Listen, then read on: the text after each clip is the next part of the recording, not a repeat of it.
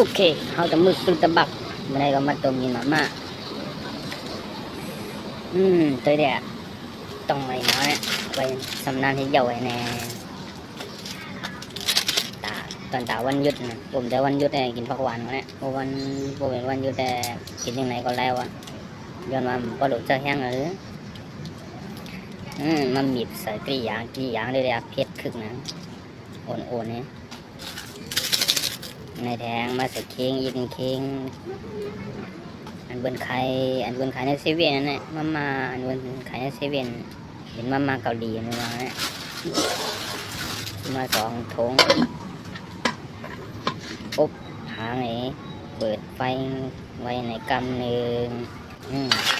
ไหนพออินเดี๋ยวก็มาก๊อกไข่ไก่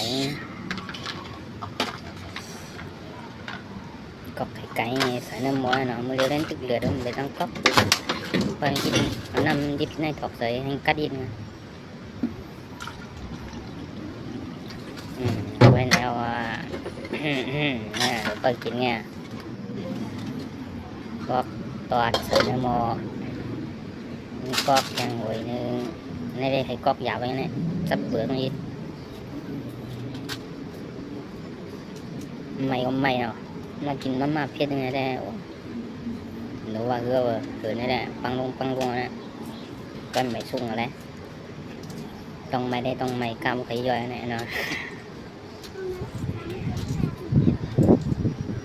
ก็หยาบนะนี่จับเปลือกนะมั้ง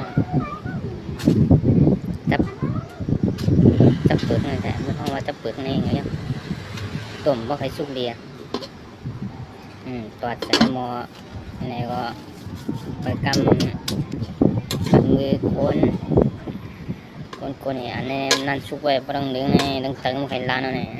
มองเด็กยินเนี่ยปอกชื่อมองเยอะๆมากอ่ะเนี่ยก็ไม่ได้แคมแลบแต่โตเนี่ยมาโคนนี่อินคนไข่ไก่หายกับหวยเนี่ยมึงไอตัวมีสีหวยเนี่ยหายกันแล้วมึงเนี่ยอันโลมันคือไอหอมบีเจอคุณบอกในตัวเนี่ยมันตัวไม่ไหนกันนะthì tăng năm uống này có đủ nóหวานnàyบอกในวันหยุดมีข้าวยำยินมาตัวมีไหนกินเดี๋ยวหวานนะหลายได้อายาสางนะยำแหลบแต่ต่อหรือกินไงก็ไม่ได้ต้องนำว่าน้ำปั่นชาเขียวนะเนี่ยมากินรอกันอารมณ์มันคึกหน่อยทั้งเพียรเนี่ยคือโบแตกหมดแล้วเนี่ยบนหนาวแดงหรืออุบพาวหรืออุบเผือหรือมากินเพียรในไงคือปังลงอ่ะ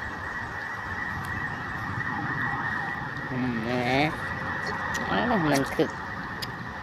ปีเจอcầm xiên lại ngồi bán nữa đấy một cái đâyต้องmấy trăm nha hết tí cứ hết dầu thầm cóต้องmấy nữa đấy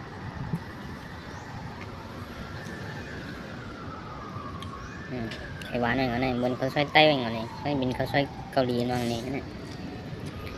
tรงสิบห้า บาทซื้อในเซเว่นมาเมื่อไงเนี่ยมันคือปีเจอกินกับแค่นี้คือกูดเนาะเนี่ยกูดกล้องไหน